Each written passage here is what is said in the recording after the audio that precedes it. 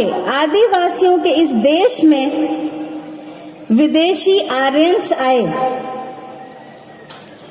और उन्होंने आकर वही काम किया जो वो विश्व भर में, दुनिया भर में जिस देश में भी गए उन्होंने वहां जो किया वही हमारे इस प्रिय देश में भी किया।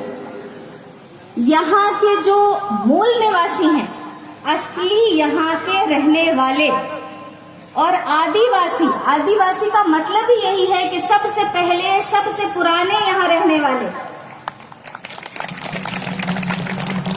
तो सबसे पहले जो जहाँ रहता है, सब वो घर, वो धरती उसी की होती है।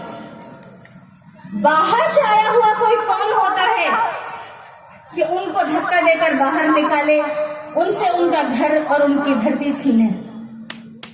लेकिन बाहर से आए हुए विदेशी आर्यंस ने, ब्राह्मणों ने पूरी दुनिया में यही काम किया। जहां जहां भी वो गए, अमेरिका में गए यही किया, ऑस्ट्रेलिया में गए यही किया, वही यहां भी किया।